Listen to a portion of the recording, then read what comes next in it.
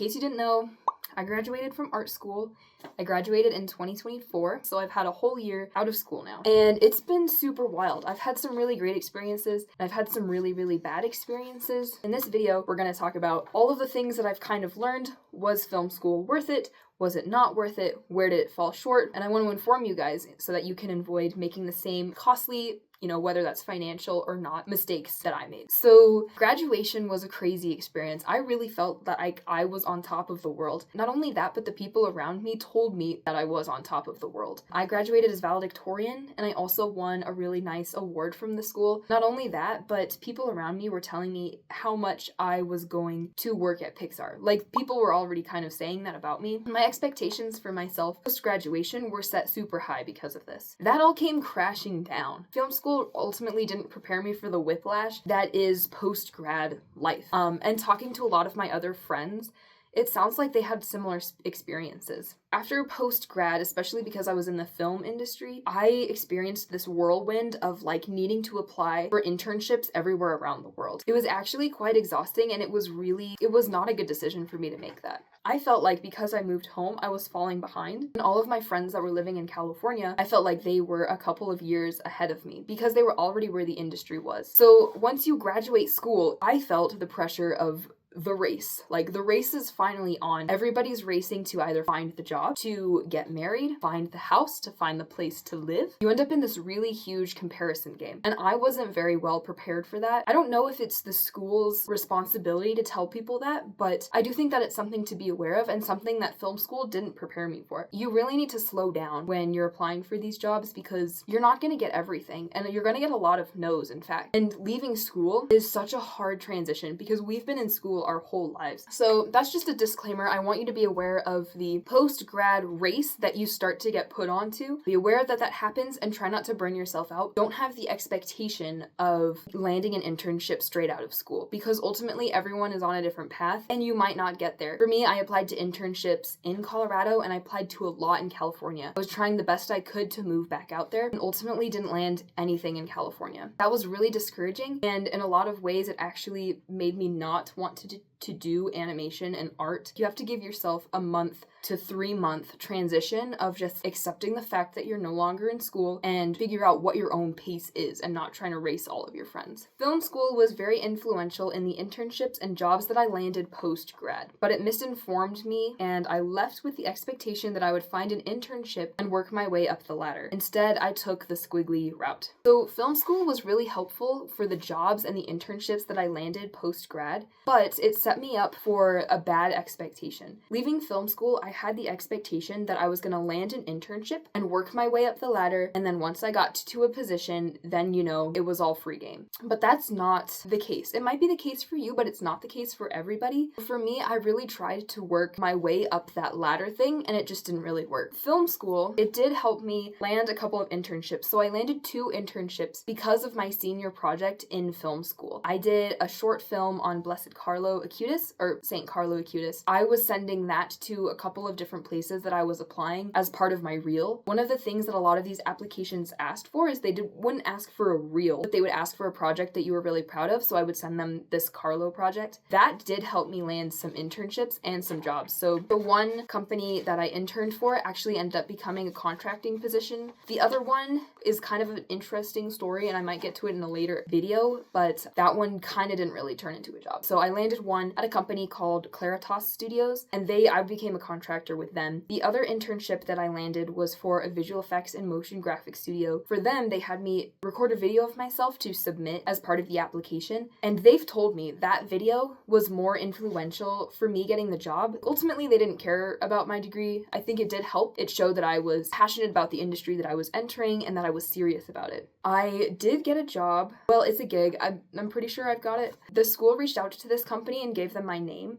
So that was very helpful to start off. I kept reaching out to them though for a couple of months and got no response. So something that you'll find is that these companies, they need you when they need you. So don't feel bad if they say no now because they might say yes later. And that's what happened to me with this company. For them, I sent them my demo reel that I made while I was in school. That was all pretty much stuff from my film school.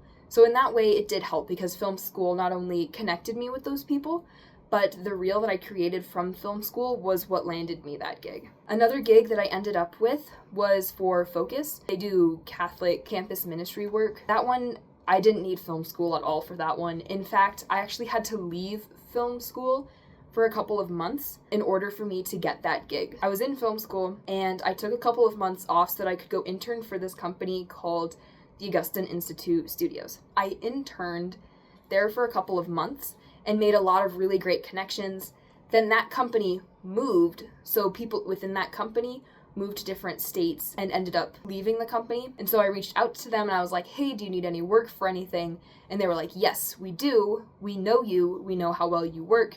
You've shown your effort and your work ethic from the internship that we had with you. So that being said, I didn't really need film school for that one. That one was definitely more relying on connections that I already had and experience that I already had. So I would suggest while you're in school, make those connections, get that experience in, because that stuff will help you later down the road. And ultimately that's going to mean more to people than your film degree. Let's just recap. I had about 5 gigs of work coming out of school. So I worked for my dad's company, I worked for Focus, I worked for Claritas Studios, and then 2 other companies. 4 of those 5 companies, I got the job because of my relationship with the school. So either the school reached out to them and gave them my name, or the work in my demo reel was made from the school, and that's what landed me the gig. 4 out of 5 might not actually be that accurate. It might be closer to 3.5 out of 5 because the video that I submitted for that one internship ended up being more important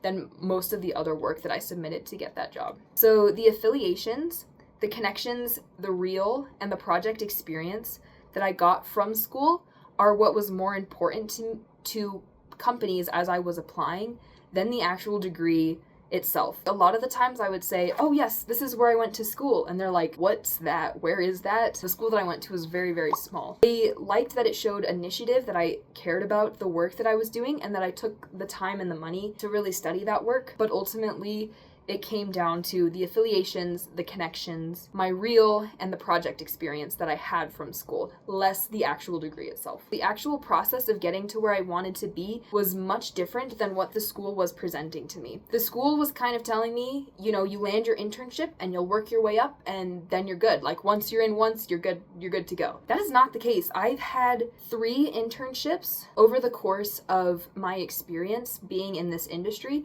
and only one of them has turned into a contracting position. So let's say you've applied, you've gotten the internship, now you're in the hot seat. What do you do? And does film school help you once you finally landed that internship? So school doesn't prepare you for the 9 to 5. Maybe you go to a crazy school and it does. My school didn't really do that. While you're in school, you get the chance to take a break in the middle of the day if you want to, or in the morning you could go for like a run or a workout and then go to class and then go get lunch. Like there's so much more flexibility in your schedule. When you start working 9 to 5, the burnout is very real. It's very hard to adjust to that. And film school, in my opinion, didn't prepare me for that. So I worked for my dad at his architecture company. For me, it was really easy to work throughout the mornings and into the afternoon. But once you started getting around like 2 to 3 p.m., that's when it's really hard for you to like finish out the workday. And I've noticed this in other companies that I've worked as well. It's really hard to do one task or to be in one place or to work in one studio for a long period of time. And that's something that I wasn't used to coming out of film school. So that transition going straight into the 9 to 5 is very difficult and something that I think that you need to be aware of once you leave school, because I don't think that school is going to prepare you for that. It doesn't matter what school you go to, or even if you have a part-time job. Like waking up at 6 in the morning, getting to work at 8, leaving at 5, like that pattern and that rhythm is very difficult, and it's something that you just kind of have to be thrown into to learn and to adjust to. So school did not prepare me for the 9 to 5 burnout. The other thing too, let me get some water. The other thing too is because once you're right out of school, you're going to be really scrappy and you're going to want to show yourself as a hard worker because your skills aren't really there yet. So if you want to get noticed, you're going to just work hard. Something that I was doing is I was taking shorter breaks in the day because I wanted people to see how hard of a worker I was. It led to a huge burnout and a huge crash at the end of one of my 6-month-long internships. Take the time to give yourself a break. and to rest. Don't overwork yourself. Be a hard worker, but try not to burn yourself out because it will happen. Do you learn the skills that you need to do the job in school? No, you don't. You learn those skills on the job. I'm working full-time right now as a freelancer, and I have about 5 different clients that I work for right now, and the main software that I use with them are Blender, After Effects, and Premiere. When I was in school, I was learning a lot of Maya and a lot of Unreal Engine. Those were kind of my specialties. In fact, those 3 softwares, Blender, After Effects, and Premiere, are all softwares that I learned on my own. So I took no classes at my film school learning those softwares. That was all just me doing it because I loved doing it. Yeah, so the stuff that I was self-taught in is actually what I'm using on site. I ended up getting a mentor to kind of walk me through this whole world of animation and motion graphics and the craziness that it becomes. He says that it's better to just agree to do the project and figure out how to do it later. When you leave film school, you need to be able to say, yes, I can figure out how to do that. You don't necessarily need to know how to do it, but you need to be smart enough and have the brain flexibility to learn how to do it in a timely manner. I think being in school gives you the tool to say, yes, I can figure that out. Film sets. I did want to talk about film sets as well, because I know some of you are probably straight up film students and not animation students. So is it important to get on a bunch of film sets while you're in film school? Ultimately, film sets helped me a little bit, but not a lot. And I don't know how important they are for you if you are a film student. Being on film set, I did learn the hierarchy of the film set. I was like, okay, this is the director, this is the producer, these are the PAs, this is what a grip does, this is what the gaffer does. I think all of that terminology is super important, and understanding that hierarchy is also very important, because when you're at the bottom of the totem pole, you'll know who you're allowed to talk to and who you're not allowed to talk to. And I think that that is really important coming out of film school. I also learned how to be a good part of the team. You don't necessarily have to be on film sets to learn how to do that. Being on a sports team is a great way of learning how to be a team player, you know, as cheesy as that might sound. But film sets in school did help me a little bit with that. Ultimately, when I was on set, I'm gonna be honest, I still didn't know what I was doing, but I knew how to be helpful. So I knew enough that I was like, yes, I can be helpful, but not enough that I could really make a huge impact on the efficiency of how the set was being run. I think film sets will help you a little bit, but I also don't think you need to burn yourself out trying to make it to all of these film sets and essentially become a film set junkie, because the way that this school is going to run a film set is much different than being on a film set with an actual studio. And you might be saying, oh my gosh, wait, Bridget, you're an animation student. You haven't been on any professional film sets. That's not true. That is not true. So I have to learn to be very flexible, and I've actually been on a couple of professional film sets now with my internship at a company here in Wheat Ridge. Don't burn yourself out with the film sets, guys, because it's really not worth it, and you're gonna get more experience, better experience being on a professional one. Do it enough so that you can, be helpful, understand the hierarchy, and be a good team player. Like, learn how to have a good attitude on set, and that'll get you really, really far. Freelancing. So freelancing isn't a failure, it's just a different direction. Leaving film school, I had the expectation that I would be successful if I got a full-time job at a studio. I was on my way to do that. It didn't happen, and when I didn't get that, it really crushed me, and it made me feel like I will never be successful in this industry. And I don't want you to have that same mentality if you end up in a similar position as me. So I was interning for this company. They extended my internship. I was doing very well there, and they really liked working with me, and I worked well with the team. The internship came to an end, and they didn't have it in their budget to bring me on as a full-time employee. Because of that, I felt like I wasn't a successful artist. Because leaving film school, everybody told me, go get a full-time job at a studio. So I want to be the first one to tell you, if you haven't heard this yet, that freelancing is not failure. It's actually success. So leaving film school, you might have to change what your definition of success is. I spent my first year out of school thinking that I was a failure because I had 3 jobs at once. They were all part-time,